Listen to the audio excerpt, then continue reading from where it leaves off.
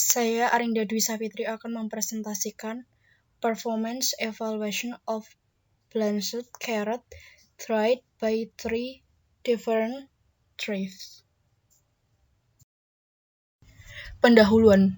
Wortel merupakan salah satu tanaman umbi-umbian yang penting dan bergizi tinggi karena mengandung vitamin B1, B2, B6, dan B12 dalam jumlah yang cukup besar, selain kaya akan beta-karoten. Beta-karoten adalah prekursor vitamin A dan dilaporkan dapat mencegah kanker. Wortel memiliki kadar air 80–90% berat basah pada saat dipanen. Pengeringan adalah teknik pengawetan di mana kadar air dikurangi ke tingkat di mana produk relatif stabil secara kimia. Pemucatan dilakukan sebelum pengeringan untuk menonaktifkan enzim peroksida yang dapat menyebabkan pembentukan warna dan rasa yang tidak dapat diterima. Pengeringan wortel dengan sinar matahari rentan terhadap kontaminasi selama pengeringan dan produk berkualitas buruk dapat terjadi, terutama dari perubahan warna dan rasa karena paparan langsung sinar matahari. Kerugian ini dapat diatasi dengan penutup wortel dengan penutup kaca dan pemusatan radiasi matahari pada permukaannya. Pengeringan mekanis adalah salah satu teknik pengeringan yang paling umum digunakan dalam pemrosesan makanan. Keunggulan dari teknik ini adalah pengeringan yang seragam dan kualitas produk kering yang lebih baik. Pengeringan dengan fluida. Produk dikeringkan dengan memaksa udara panas dengan kecepatan yang cukup tinggi melalui bed produk untuk menyebabkan fluidasi. Ini menghasilkan tingkatan migrasi kelembaban yang lebih tinggi dari permukaan bahan makanan. Selanjutnya, setiap permukaan produk bersentuhan dengan udara panas dan pengeringan seragam terjadi sehingga menghasilkan kualitas produk yang lebih baik.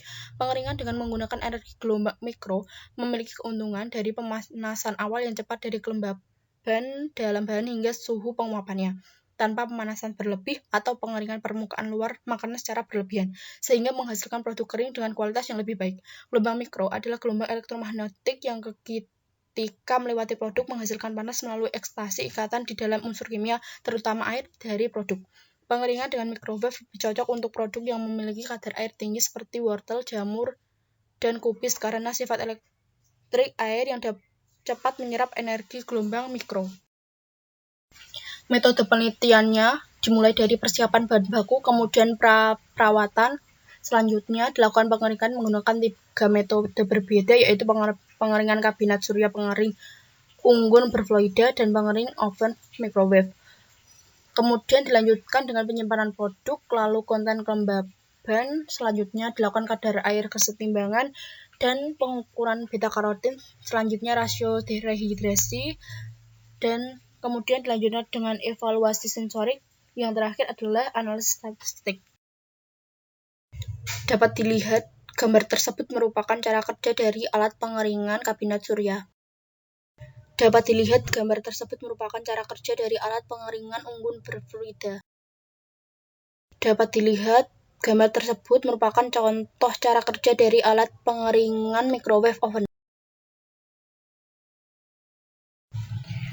Pada gambar A, menunjukkan penurunan eksponensial dalam kadar air dengan waktu pengeringan, sedangkan gambar B menunjukkan kurva laju pengeringan untuk pengeringan kabinet surya dicirikan oleh fase pemanasan yang berbeda dengan peningkatan awal yang cepat pada laju pengeringan. Gambar 5 menunjukkan kurva laju pengeringan untuk pengeringan butterfluidasi pada suhu 50, 60, dan 70 Celcius. Sedangkan gambar 6 merupakan pengeringan oven gelombang mikro menunjukkan kecenderungan yang sama dengan pengeringan unggun terfluidasi, di mana pengeringan tersebut terutama pada pengeringan laju penurunan yang menunjukkan jenis mekanisme pengeringan yang dikendalikan oleh difusi. Permodelan data pengeringan.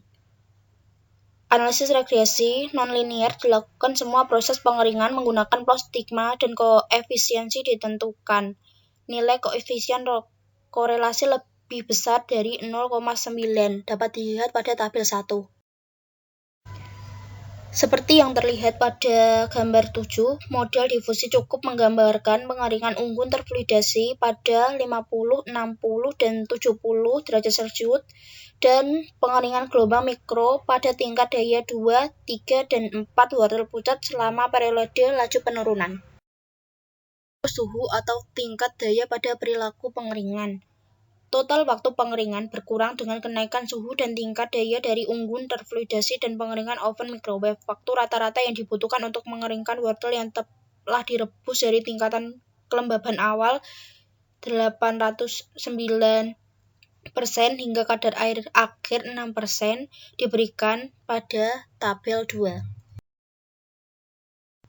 Analisis beta-karoten. Kandungan beta-karoten maksimum dipertahankan dalam wortel yang dikeringkan di bed terfluidasi pada suhu 50 derajat Celcius dan paling sedikit di wortel yang dikeringkan dalam kabinet surya selama 120 hari penyimpanan. Kehilangan beta-karoten yang lebih tinggi dari wortel kering kabinet surya dapat dikaitkan dengan waktu pengeringan yang lebih lama dan paparan cahaya yang menyebabkan oksidasi beta-karoten yang induksi cahaya yang relatif tidak stabil terhadap cahaya. Juga penurunan beta-karoten selama pengeringan pada suhu dan tingkat daya tertinggi dapat dikaitkan dengan peningkatan laju oksidasi struktur kimianya yang sangat tak jenuh.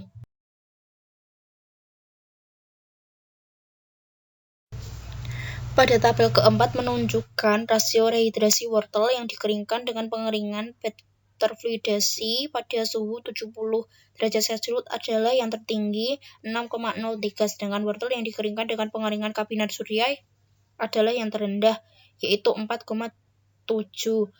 Sedangkan tabel 5 menunjukkan terjadinya penurunan rasio dehidrasi yang meningkatkan waktu penyimpanan. Hal ini yang disebabkan oleh penyerapan air oleh wortel kering dari lingkungan selama penyimpanan. Oksidasi wortel kering juga dapat menyebabkan efek ini. Sifat rehidrasi ditingkatkan dengan peningkatan pada suhu atau tingkat daya yang lebih tinggi. Hal ini karena selama pengeringan dalam kondisi ini laju penghilangan uap air sangat cepat dan menyebabkan penyusutan wortel kering yang lebih sedikit, sedangkan memudahkan rehidrasi. Sedangkan tabel ke-6 menunjukkan sifat rehidrasi produk yang disimpan dalam polietilen dengan pengukuran yang lebih tinggi tetap lebih baik karena penetrasi kelembaban yang rendah melalui kemasan. Pada tabel 7 menunjukkan analisis statistik pengaruh metode pengeringan, ketebalan polietilen, dan hari penyimpanan terhadap kualitas sensoris wortel kering menunjukkan metode pengeringannya. Hasil penyimpanan dan interaksi metode pengeringan dari hari penyimpanan berpengaruh signifikan terhadap kualitas sensoris. Sedangkan ketebalan polietilen tidak berpengaruh pada kualitas sensoris. Analisis peningkatan 7 metode pengeringan dan 4 periode penyimpanan dengan 3 ulangan terdapat kualitas indera wortel yang dilakukan dalam SAS ditunjukkan pada tabel 8. Pada tabel tersebut, huruf yang sama menunjukkan nilai yang tidak berbeda nyata. Untuk memudahkan pemahaman tentang hasil analisis ini, peringkatan telah ditetapkan. Tabel 8 juga menunjukkan bahwa pengeringan unggun terfluidasi menghasilkan produk dengan penerimaan yang lebih baik selama 120 hari penyimpanan daripada yang dikeringkan dengan metode lain. Kesimpulan, pengeringan terjadi terutama pada periode laju penurunan setelah itu dikendalikan oleh mekanisme difusi. Oleh karena itu, disarankan untuk menurunkan suhu setelah periode laju penurunan awal untuk menjaga kualitas produk dan menghemat energi. Waktu pengeringan sangat berkurang dengan peningkatan suhu atau tingkat daya. Perilaku pengeringan wortel yang dikeringkan dengan bed fluidage dan pengering oven microwave ditemukan sesuai dengan model difusi. Pengeringan menyebabkan penurunan yang signifikan pada kandungan beta-karoten yang selanjutnya menurun selama penyimpanan. Penerimaan produk dalam hal kualitas sensoris, sifat rehidrasi, dan kandungan beta-karoten tertinggi untuk pengeringan unggun terfluidasi diikuti oleh pengeringan oven microwave, sedangkan yang terendah untuk pengering kabinet surya.